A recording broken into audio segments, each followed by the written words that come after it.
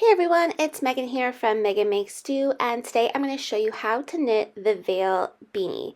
For this tutorial, we are using Lion Brand's Local Grown, which is 100% wool, in the colors Barn and Maple. You will need just any kind of worsted weight yarn, 2 colors. You'll also need a set of circular knitting needles. I'm using US size 8, which is a 5mm, and my cord is 9 inches long since we'll be working in the round. So just make sure that you have a small enough cord that you're not getting separated stitches, or you can use a magic loop if you prefer.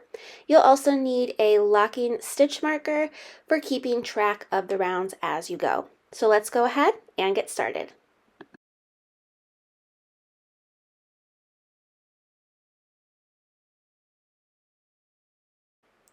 Okay, so to start, we're going to do a Bulgarian cast on, which I will show you.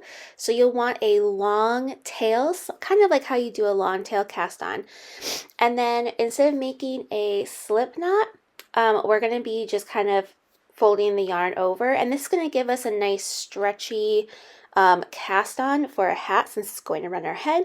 So I just kind of loop it over, and you can kind of see where my hands are positioned. So I'm going to have the yarn in between my thumb and pointer finger, very similar to how you're doing a long tail cast on, and then I just hold the ends with my other 3 fingers. Then you're going to grab your needle and place it under this strand of yarn in between your 2 fingers. We're going to pull it over and under, and then under and back through. Hopefully that made sense. That's our first stitch casted on, plus an extra stitch where we had our yarn under. Okay, so we're going to kind of do opposite this time. We want to move our thumb and switch the direction of our yarn. Then we're going to go under, and through, and put it back on. So we're kind of doing a knit stitch, purl stitch situation here. So a purling cast on and a knit cast on. And I'll show you this a couple different times, but what you'll see is that there's this little bar right here of yarn. And so every 2 stitches will have that bar. So you'll be kind of counting by 2s.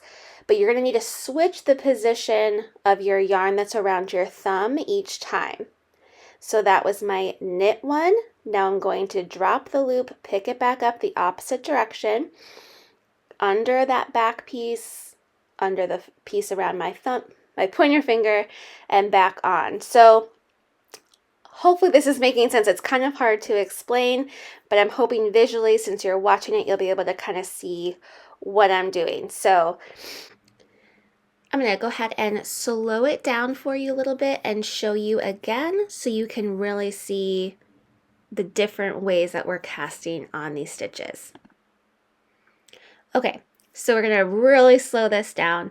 You can see my first 6 cast on stitches, and there's 3 little loops that you can see in the front, little bars. So each one of those is 2 stitches, a knit cast on and a purl cast on, plus my extra one from when we initially cast it on. So you'll end with 85 little loops on your needles. So I'm going to show you the knit cast on stitch.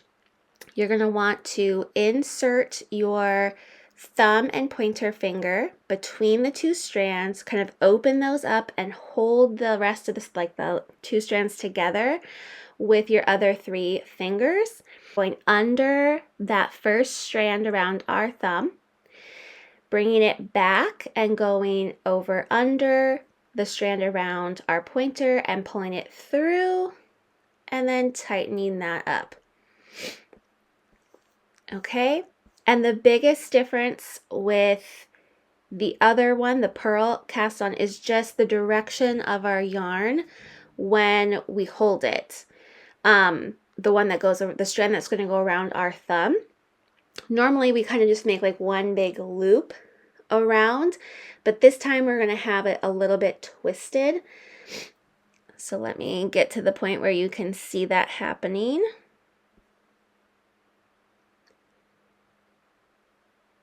Okay, so I've twisted it around. So now instead of one giant loop, it kind of crosses.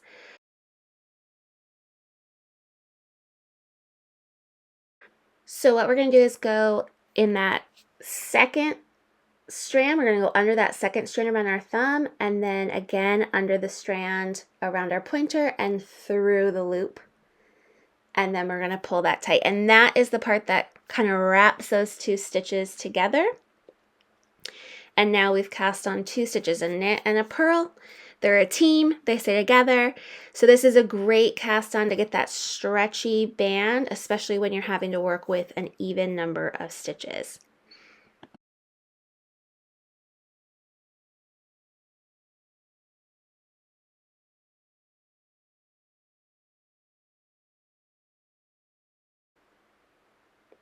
Okay, so I'm going to show you one more time. That was the knit one. And then we switch the direction of how we wrap it around our thumb and cast on for the purl one. So hopefully this is making sense and you can see. You can definitely go back and replay that a few times. If you're still confused, I'm really sorry if I'm not explaining it properly. But anyway, you want to continue, and for the adult size beanie, you're going to want to cast on 84, plus you'll have that extra stitch. You'll have a total of 85 loops on your needles when you are finished. This stitch pattern is in a multiple of 6, so if you want a larger or smaller hat, go ahead and cast on, or not cast on, I guess, increase or decrease your cast on stitches, making sure that you have a multiple of 6. Okay, and then I will show you how to join once we have all of the stitches cast onto our needles. Okay, so I have all of my stitches on my needle. You'll want to make sure that they are all facing the same direction and you're not getting any kind of twists in your stitches. So kind of make sure that's going to kind of be awkward the first couple rounds since we have a small needle and a small amount of stitches, and so it's going to be a little bit tight and finicky to work with, but it'll be okay. So I'm going to show you how to join your stitches together so we can work in the round, just making sure that none of them are twisted. So since we have this extra stitch, what we're going to do is slide it from the left needle to the right needle purlwise. Then we're going to take the last stitch that we made, so the first stitch on our right needle, and slip it over, kind of bind off basically that slip stitch. And then what we want to do is we don't want this to kind of come apart. We don't want a gap. So I'm going to pull my needles out a little bit.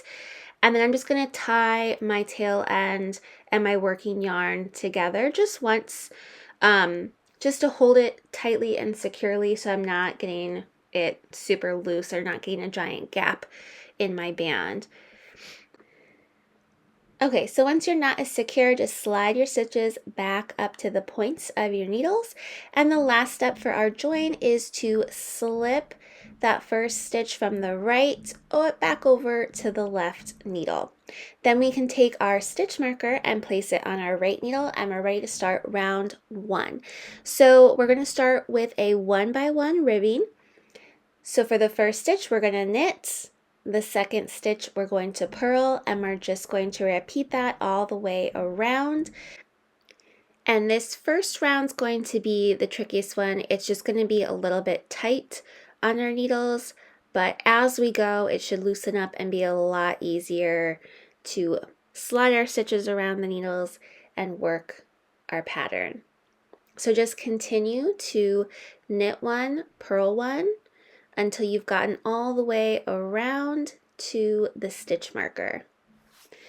So continue on, and I will meet you back here and we will go over rounds 2 through 7. Okay, so we're almost to our stitch marker, and I'm ending with a purl stitch, and then we can just slip our stitch marker again. And for rounds 2 through 7, same thing. We're going to start with a knit stitch and then a purl stitch and repeat that all the way around, slipping our marker as we go. If you want, you can also use a row counter to help you keep track of your rounds while you're making your Vale Beanie, if that helps. So just continue to work a 1-by-1 ribbing until you have a total of 7 rounds. Okay, so we're finishing up our 7th round here. And now we're going to get into the main body of our hat. So I'm going to go ahead and slip my stitch marker.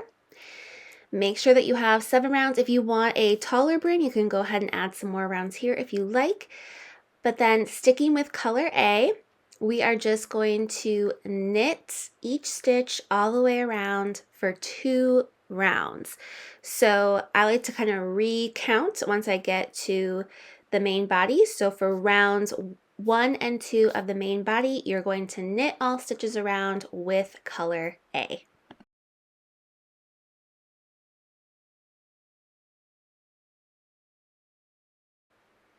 Okay, so we're almost done with round 2, and here comes the fun part.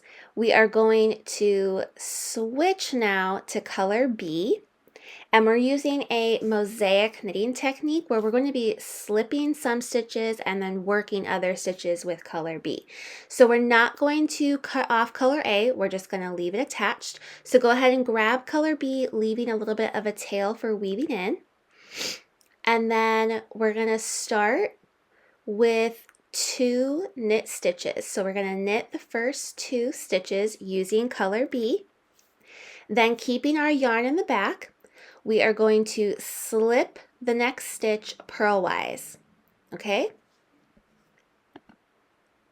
And then we just repeat that. So we're going to knit 2 with color B, and then with yarn in back, slip 1 purlwise. And we're just going to repeat that pattern all the way around for round 3 of the main body of our hat. Okay, so we're working our last slip stitch of round 3. Then for round 4, we're going to keep working with color B. And this time we are going to purl 2. So purl the first 2 stitches.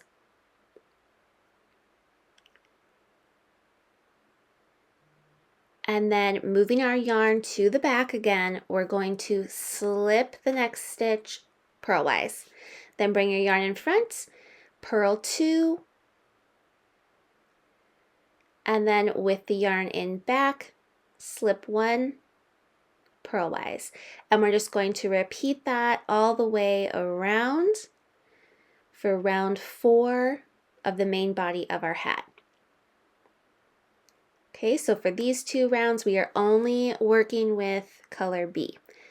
So repeat that all the way around, and then I will meet you back here and show you the next few rounds. Okay, so now for rounds 5 and 6, we are going to be dropping color B, and we want to pick up color A again. Okay, so let me grab color A, and what we want to do is make sure that we're kind of crossing the colors. So we want to drop color B and then bring color A underneath and around. That's going to lock color B in place. And the next 2 rounds, very easy. With color A, we are just going to knit each stitch all the way around. So you'll do 2 knit rounds with color A, and then we're going to go back and work rounds 3 and 4 with color B, same as we did before. And then we're just going to be carrying our yarn up as we go, so there's no need to cut off after those color changes. We'll just lock each color in as we go. And this is how we're doing it with the mosaic technique. Okay, so I've done a couple more rounds. You can see I've done another set of color B, slipping those stitches while I go, and then doing the knit rounds in color A. So here we are going to just kind of keep repeating these rounds over and over, making sure that when we are changing color, we're kind of locking those stitches in. So always bring the next color underneath the current working yarn, and that's going to kind of lock the yarn together, and you'll just see these little twists of yarn going up the seam of your beanie. So basically we're just going to repeat these rounds over and over. So you'll be repeating rounds 3 through 6 for a total of 17 times. You can of course adjust that amount to fit your head perfectly to get the right height. But for the one that I made, it's about 9.5 inches tall after closing, and I did a total of 17 rounds in this pattern. So the pattern is a 4-row repeat, so you'll just repeat that until you have the right height for your head. Okay, so I've finished all of my repeats. You can see the full effect of this stitch, which is just gorgeous. So I am ending on a row 6 repeat, and now we just need to bind off all of our stitches. So you can remove your stitch marker, and I'm just doing a normal knit bind off, which means I'm going to knit 1 stitch and then bind it off. So you don't have to do 2 since we already are just working in the round. Knit the next stitch, bind it off, knit 1, and bind it off. So just continue to bind off all of your stitches all the way around your hat. Okay, so we're down to the last few stitches here of our bind off, and then we'll be ready to close the top of our hat. So after you've bound off the last stitch, you'll want to fasten off with color A, leaving a very long tail, because we're going to use that to sew the top of our hat together. And then you can also cut off color B as well. You can leave a smaller tail for that one, but you'll need enough just to weave in those ends. Okay, and then before we close, what I like to do is weave in any ends I have. So I'll weave in the bottom 2 that I started with along with the color B one we just cut off, and then we'll be ready to close up our hat. Okay, so this is my method for closing a hat. You are welcome to use a different variation if you like, but what you'll need is a blunt tapestry needle, and we're just going to thread that long tail of color A that we left. And we want to fold our hat in half so that the seam is in the center when we lay it flat. And we're going to be joining, kind of making like loops as we go. So I'm just going to insert my needle through both sides of the hat, going through the middle. And this is going to make 2 loops at the top of our hat once we get this seamed shut. So I like to go through twice just to make sure that it's nice and secure. Okay, so what you'll see at the top is 2 loops. So then we want to open up those 2 loops and bring the centers of those loops into the center stitch that we just created. And then we will stitch the center of those 2 loops into the middle, going through all layers. And this doesn't have to be 100% exact. It'll still look okay if you're a couple of stitches off the center. So just go through twice again, and now we will have 4 loops at the top of our hat, just like this. Now we're going to take each of those loops, and I like to do this one at a time, and again bring the center of the loop and stitch it to the center of the hat. And I typically do it twice just as added security, but we're just going to go around the hat, bringing the center of each one of those 4 loops and stitching it to the middle of our hat.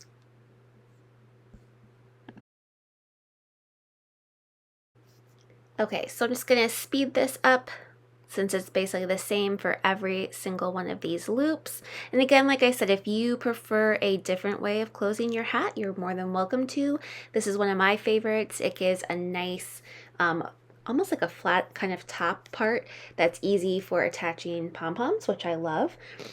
But we're just going to go around, and at the end, after we've gotten all 4 of those loop centers pushed into the middle, then we'll have 8 loops available on our hat, and we're going to take each one of these 8 loops and again bring the middle of those loops into the middle of the hat. Now we do it a little bit differently for this. I like to bring the yarn all the way inside of the hat. So I stick my left hand into the hat and use my right hand to direct the needle. And we want to go and bring the center of one loop inside, kind of push it down into the center, pull our yarn through, and then feeling around with our hands, we're just going to kind of go around in a circle. So I'm going to feel for the next loop and bring my needle up from the middle of the hat through the center or the fold of that next loop, pull it up, and then we're going to stick our needle down through the middle again, stitching it closed and bringing the yarn to the inside of the hat. So this is a little bit finicky. You really have to kind of look and see and feel with your hands where those loops are. But once you get the hang of it, it goes pretty fast, and this creates like a nice, solid, secure closure on the top of our hat. So you're just gonna go around the circle. You can count as you go, making sure that you've done all 8 loops and that you've securely closed them up so that there's no gaps at the top of your hat. Okay, so this is what it will look like once all 8 loops are closed up. You can see that we have no gaps, it's fully closed, and we have a nice area right here at the top for attaching a pom-pom. I like to attach my pom-poms with snaps, so I'll usually put one of the ends of the snaps in there. And when you're done, you just bring that yarn to the center of the hat, and then you can weave in that last remaining tail and attach a pom-pom if you'd like. You can do a faux fur one, or you can use your extra yarn to create a yarn pom-pom. Again, you can find the full instructions for the Vale Beanie on my blog for free or as a PDF in my shop. If you enjoyed this video, I hope that you will hit that like button and don't forget to subscribe for more.